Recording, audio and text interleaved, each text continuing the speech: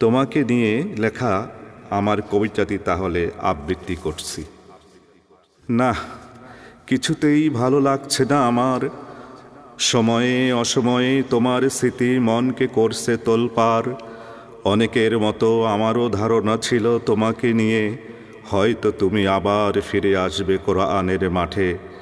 কেননা তুমি যাদের সাথে মিশতে, আন্দোলন করতে, তাদের সবাইকে তো আল্লাহ পাক উঠিয়ে নিয়েছেন বেশ আগে। শুধু তোমাকেই, শুধু তোমাকেই বাঁচিয়ে রেখেছিলেন আমাদের মাঝে, যার কারণে এ অন্ধবিশ্বাস জন্মেছিল তুমি আবার সরব হবে কোরআনের মাঠে। কিন্তু কি দিয়ে যে কি হয়ে গেল, বিনা মেঘে বজ্রপাতের মতো অবস্থা হলো। কি সূক্ষ্ম পরিকল্পনায় ওরা তোমাকে ঠেলে দিল মৃত্যুর দুয়ারে। সেদিন রাতে অন্যান্যদের মতো আমিও ঘুমোতে পারিনি তোমার প্রেমে। কেঁদেছি আর দুহাত তুলে ধর্ণা দিয়েছি কাবার মালিকের কাছে। ওরে বাংলার বুলবুলি, আলেম কুল শিরোমণি, তোমাকে কত আদর করে ডাকে কোরআনের পাখি। তুমি আর ফিরে আসবে না এ বাংলার জমিনে। পঙ্গপালের মতো পুরুষ ও নারীরা আর ছুটবে না তোমার ওয়াজের মাহফিলে।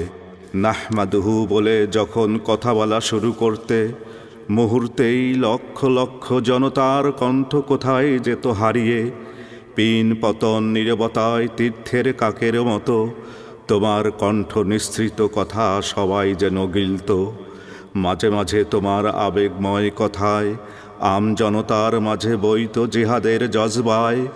জানি তুমি চলে গেছো না ফেরার দেশে, তবুও সান্ত্বনা দেশ ও বিদেশে তোমার অগণিত জলছার ভিডিও দেখে সাময়িক সান্ত্বনা খুঁজে পাই এ ব্যথাহত মনে।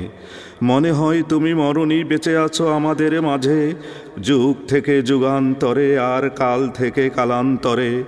কেননা তোমার বাস্তববাদী চিন্তাধারা অনাগত ভবিষ্যতে দিবেই নাড়া।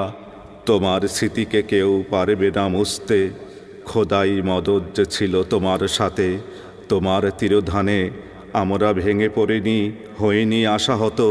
তুমি যে ইমানের আগুন জ্বালিয়েছ এ বাংলায়, তা থাকবে অব্যাহত।